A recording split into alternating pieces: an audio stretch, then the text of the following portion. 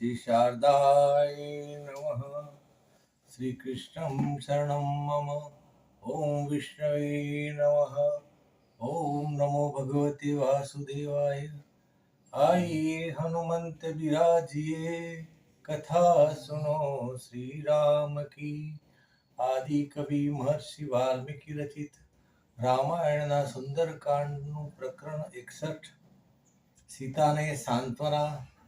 રાવણની સીતા પાસે અધમ માગણી, સીતાના દ્રઢ વચનો, રાક્ષસીઓનો ત્રાસ, સીતાનું કલ્પાંત, ત્રિજટાનું સ્વપ્ન, આ બધું ઘટનાચક્ર હનુમાને વૃક્ષની શાખા ઉપર બેસીને સાંભળ્યું.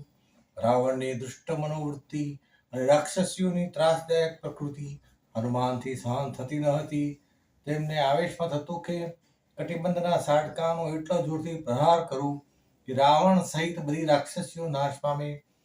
પરંતુ તેણે અત્યાર સુધી સહન શક્તિ રાખીને બધું સહન કર્યું. હવે તેમને સીતાજી આગળ છત્તા થવાનો સુયોગ્ય અવસર પ્રાપ્ત થયો. બધી રાક્ષસીઓને નિદ્રાવસ્થામાં જોઈ તેમણે વૃક્ષની શાખા ઉપર બેઠા બેઠા મધુર સ્વરે રામના ગુણ ગાવા માંડ્યા અને તે પછી રામના જીવનની ઘટના કહેવા માંડી. તે સાથે તેમણે સાવધાનીપૂર્વક સીતા સમક્ષ ઉપસ્થિત થવાનું ધાર્યું.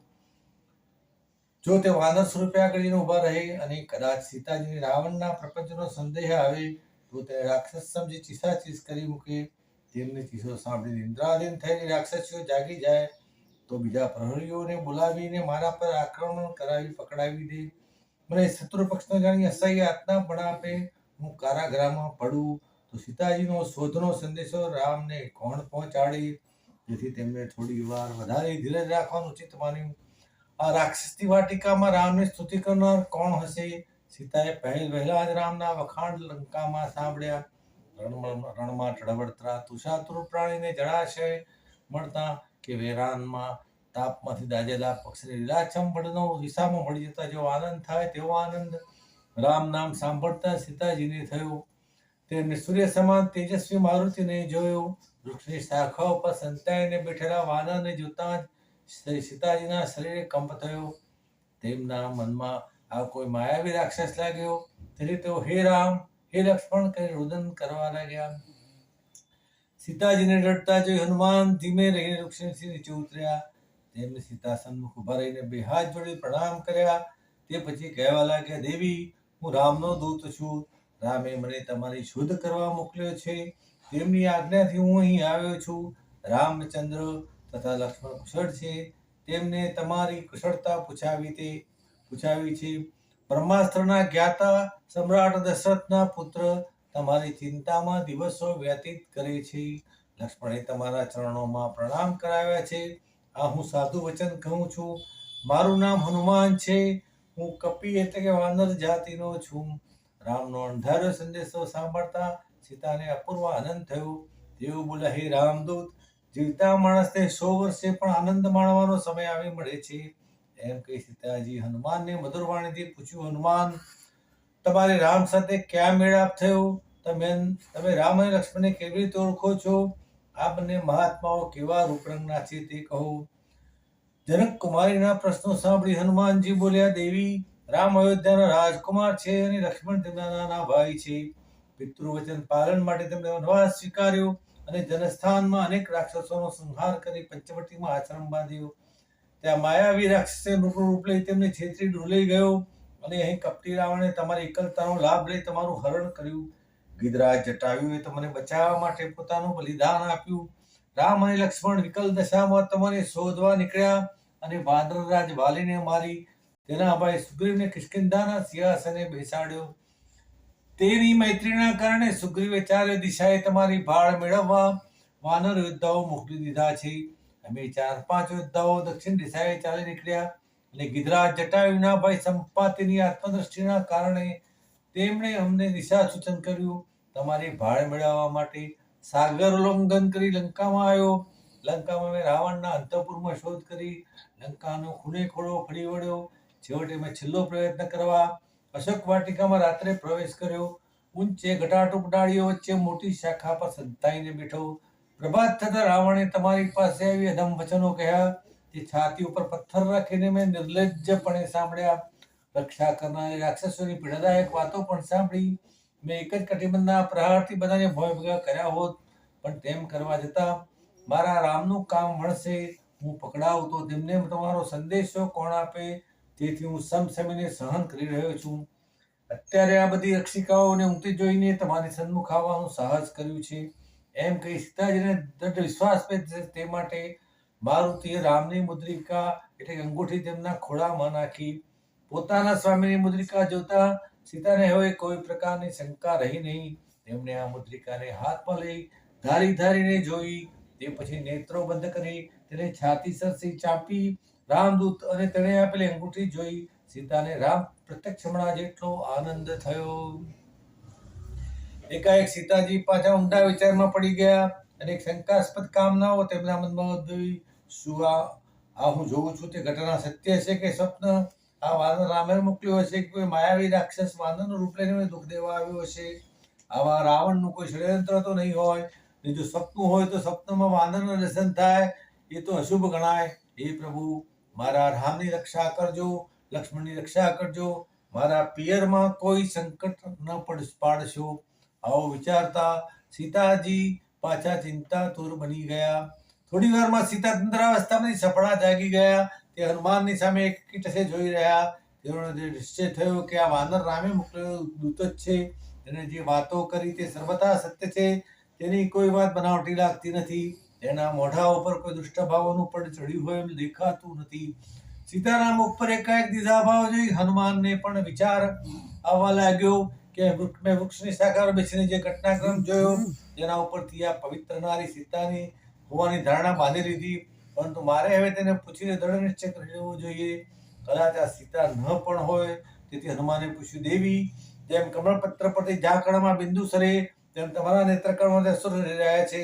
મેં વૃક્ષની શાખા પરથી જોયું તો તમે મને વિષાદ ભરેલા દેખાયા. તમારા મુખ પરનું આવો જે જોતા જ મને ભાસ થાય છે કે તમે પૃથ્વી પર લોકકન્યા નથી.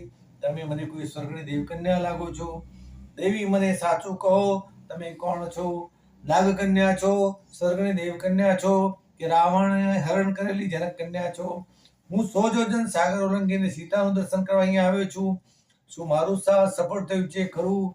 રામની અર્ધાંગના સીતાજીનું હું દર્શન કરી રહ્યો છું. તે સત્ય છે નહીં? હનુમાનની હૃદય સંતર્ક વિવેક વાણી સાંભળીને સીતાજીની સર્વ શંકાઓ નિર્મૂળ થઈ ગઈ. તેઓ વાત્સલ્ય ભાવે બોલી ઉઠ્યા, પુત્ર, તું જે કહે છે તે સીતા હું જ છું. રામની અર્ધાંગિની છું. જેમ મારી શંકા ટળી ગઈ છે તેમ તારા મનમાંથી પણ શંકા ટળી જવી જોઈએ. ત્યાં જે રામના સંબંધી મને કહ્યું તે હું સત્ય માનું છું. મેં અયોધ્યામાં રામ સાથે 12 વર્ષ સંપૂર્ણ સુખમાં વિતાવ્યા અને 13મા વર્ષે રાજા દશરથે રામનો રાજ્યાભિષેક કરવાનો સંકલ્પ કર્યો. અભિષેકની સર્વ સામગ્રી એકત્ર કરવા માંડી. ત્યાં તો માતા કૈકેયીએ રામને સ્થાને ભરતને રાજ્ય ગાદી મળે તે માટે તેમની દાસી મંત્રા સાથે મળીને સુયોજિત કપટ લીલા આચરી.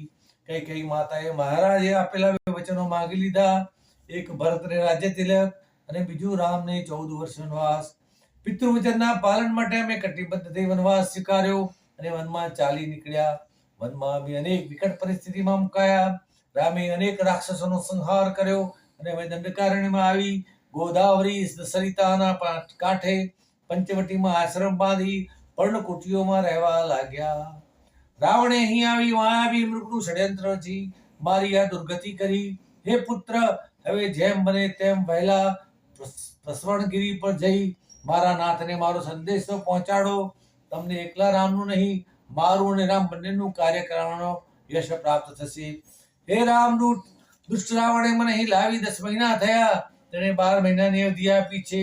તેમાં હવે માત્ર 2 મહિના શેષ રહ્યા છે. તેમાં જો રામ તેમના અને તમારા બધાના પરાક્રમથી મને અહીંથી નહીં લઈ જાય તો રાવણ વધુ સમય રાહ જુએ તેમ નથી. તેણે મારા ટુકડા કરી ખાઈ જવાનું કહ્યું છે. આથી મારું મૃત્યુ નિશ્ચિત છે એમ સમજો. આમ કહી સીતાજીએ હનુમાન સામે જોઈ દીર્ઘ નિશ્વાસ મૂક્યો. 2 જાણી વ્યક્તિઓ વચ્ચેની શંકાનું સમાધાન થયું. એકબીજા પ્રત્યેનો ભય દૂર થયો અને શ્રદ્ધા બેઠી. એકબીજાના મધુર અને નમ્ર વચનોથી વિશ્વાસનો સેતુ બંધાણો અને બંને હૃદય કમળો સુગંધથી મહેકી ઉઠ્યા. સીતાજી બોલ્યા, હે મારુતિ, રામનું ચિત્ત મારામાં છે એમ તે કહ્યું.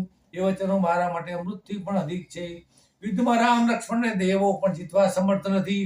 ત્યાં સમુદ્રની મેખલાથી બાંધેલી લંકાની નાનકડી ધરતીને બાળી કેમ દેતા નથી? હજુ મારા દુઃખનો અંત કેમ લાવતા નથી? શું તેઓ વિયોગના કાળમાં દુઃખભારમાં દબાઈ તો ગયા નથી ને? તેમના નિત્ય કર્મો તો તેઓ નિયમિત કરે છે ને? તેમને તેમના માતા પિતા ભાઈ મિત્રો કરતા મારા ઉપર અધિક રતિ પ્રીતિ છે. તો તેઓ અત્યાર સુધીમાં વેદનાઓ શા સારું વેઠી રહ્યા છે? હે કપિરાજ, હું તેમના મિલનની આશાએ જીવી રહી છું. એમ કહી સીતાજી ઉદાસ વદને બેઠા. હનુમાને કહ્યું, માતા, તમે જે કહો છો તે સત્ય છે, પરંતુ રાઘવને તમારી ભાળ મળી જ નથી. જ્યાં સુધી તમારી ભાળ ન મળે ત્યાં સુધી તેઓ શું કરી શકે? હું ત્યાં જઈને તમારો સંદેશો આપીશ. તે સાંભળતા તેઓ અહીં આવ્યા સમજો. કેટલાય સમયથી રાજા સુગ્રીવ અને રાઘવ બંને મહારથીઓ સૈન્ય ભેગું કરવામાં સમય વ્યતીત કરી રહ્યા છે. મારા ગયા પછી સત્વરે તેઓ અહીં આવવા પ્રસ્થાન કરશે. ક્ષણનો પણ વિલંબ નહીં કરે. જો માનપૂર્વક રાવણ તમને મુક્ત કરી રામની ક્ષમા યાચના નહીં કરે તો તેનો સમગ્ર કુળ સહિત વિનાશ જ સમજો. તમારા વિયોગમાં તેઓ માત્ર ફળ જળ ઉપર જ નિર્ભર છે. અન્ય કશો આહાર કરતા નથી. મધુપાનનો પણ તેમને ત્યાગ કર્યો છે.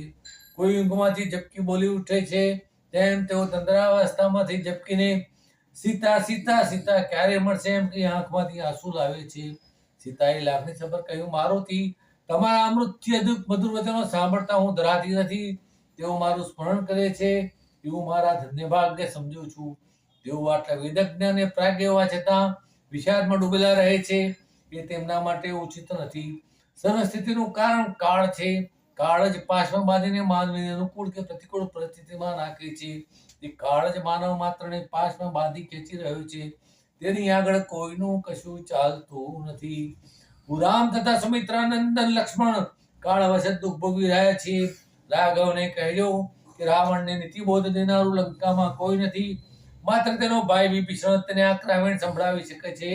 પરંતુ રાવણ પોતાના બળના છાકમાં કોઈને ગણકારતો નથી. મને અહીં કોઈ આશ્વાસન રૂપ હોય તો એકમાત્ર કલા છે. કલા વિભીષણની પુત્રી છે, જે તેની માતાની આજ્ઞાથી આ ક્રૂર રાક્ષસીઓ વચ્ચે આવીને મને આશ્વાસન આપે છે અને રાવણની સભામાં બનેલી ઘટનાઓ પણ ગુપ્ત સંકેતથી મને કહી જાય છે. તેથી રાવણની દુર્બુદ્ધિ પણ છતી થાય છે. રામમાં પ્રભાવ, પૌરુષ અને પ્રબળ પરાક્રમ સમાયેલા છે. તેમણે જનસ્થાનમાં એકલા હાથે 14 સહસ્ત્ર રાક્ષસોનો નાશ કર્યો હતો. તેમના સામર્થ્યમાં, સાહસમાં મને કોઈ શંકા નથી. હે પુત્ર, હું અહીં કોના સહારે જીવું? 10 માસની અવધિ વીતવા આવી છે. સંપૂર્ણ મરેલી નારી પેટે હું જીવી રહી છું અને તે પણ મારા નાથની મિલનની આશાએ છે. નહીં તો મારે આટલા બધા અસહ્ય ત્રાસમાં જીવીને શું કામ હતું? મારા લાંબા કેશ મારી ભારે દાય તેમ છે. ફાંસો ખાવામાં અનુકૂળ છે. તેમ છતાં પુત્ર, હું એકવાર રામને મળવાની આશાએ જીવી રહી છું. બીજી વેદના જે વાણીમાં કહી ન શકાય એ તને સી રીતે કહું? આટલું કહેતા સીતાજીનું વદન વિલાઈ ગયું. હનુમાને સાંત્વના આપતા કહ્યું, માતાજી, તમે લવલેશ પણ ઉદાસ થશો નહીં. તમે આજ્ઞા આપો તો હમણાં ને હમણાં જ મારી પીઠ પર બેસાડી રામ પાસે લઈ જવા સમર્થ છું. કહો તો આખી લંકાને જડમૂળથી ઉખેડી વિછિન્ન કરી સમુદ્રમાં સમાવી દઉં. વિલંબ ન કરો, મને આજ્ઞા આપો.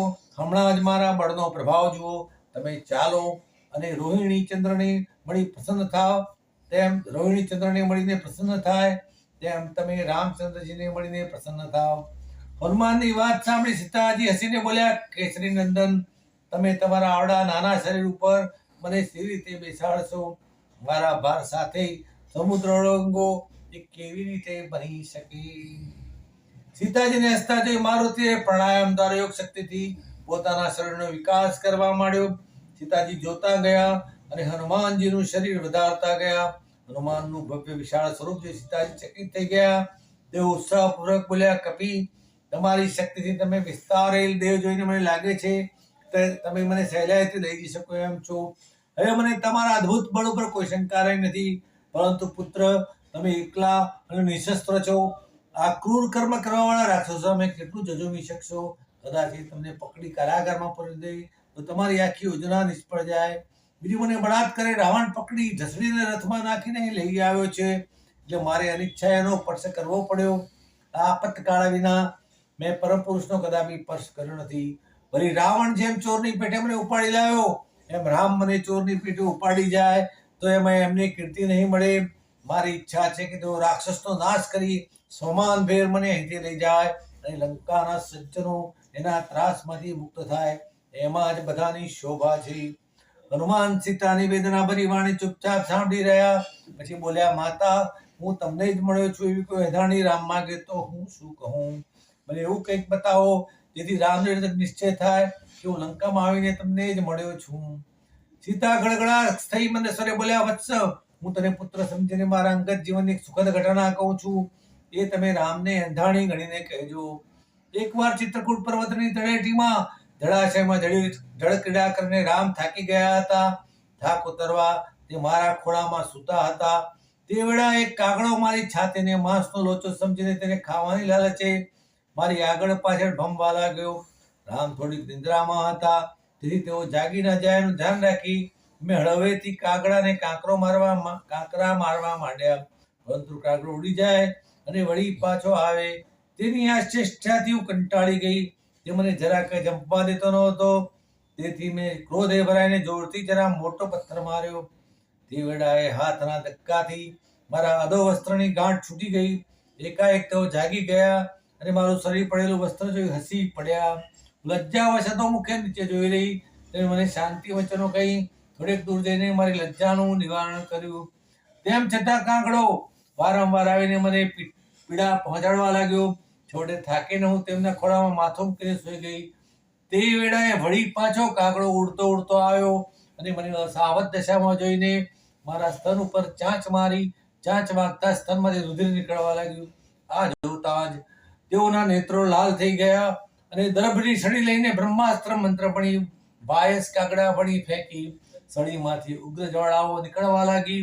સળી સડસડાટ કરતી કાગડાનો વધ કરવા દોડવા લાગી. ભભૂકતી જ્વાળાઓ સાથે સળી પોતાના ફણિયા હાથે જોઈ કાગડો દોડવા લાગ્યો.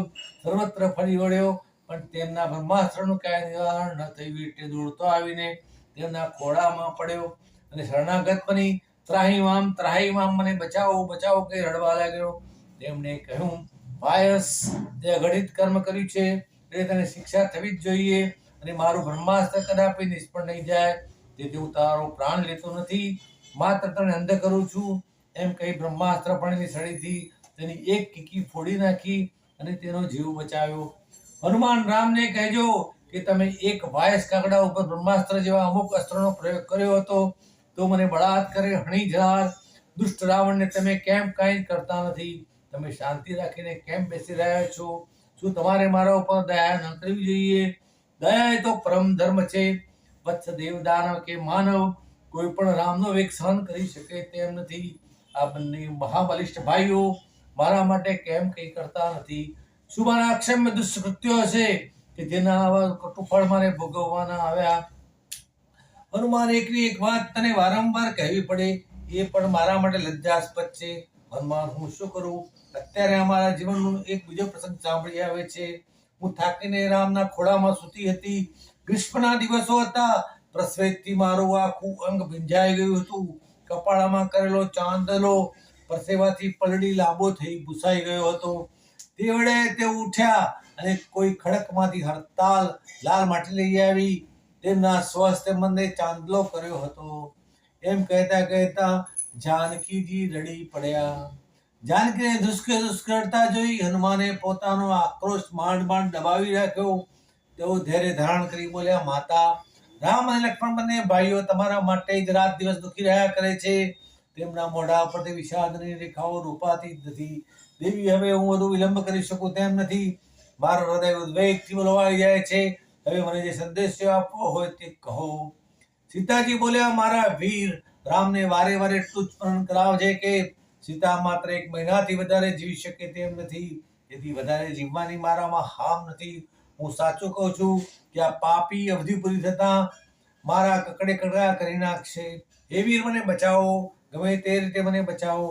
આમ કહી સીતાએ પોતાના મસ્તક ઉપરથી ચૂડામણી કાઢીને હનુમાનને આપતા કહે, હનુમાન, લે આ મારો ચૂડામણી.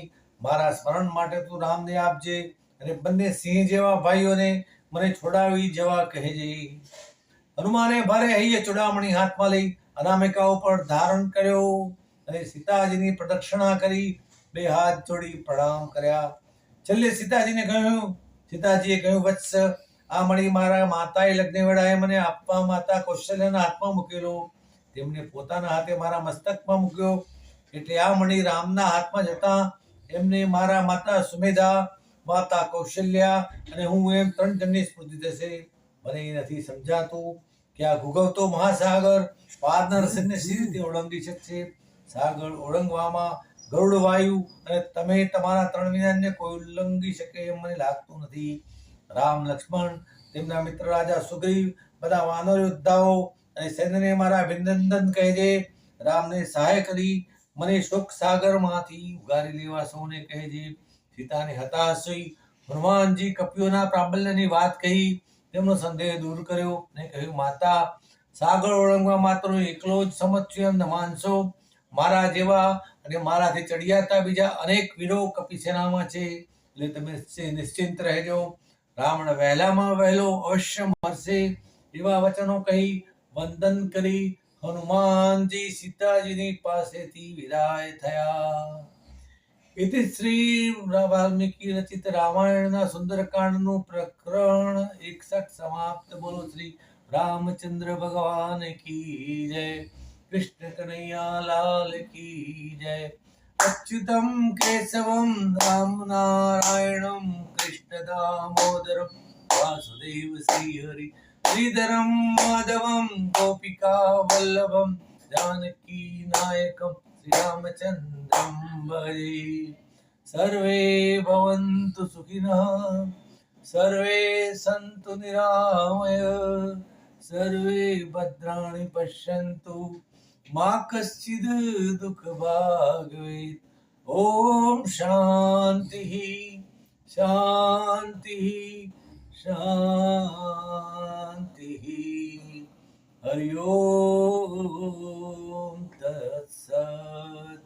रघुपति राघव राजा राम पतित पावन सीताराम. सुंदर विग्रह मेघा श्याम, गंगा तुलसी शालिग्राम. रघुपति राघव राजा राम पतित पावन सीताराम. श्री राम जय जय राम. श्री राम जय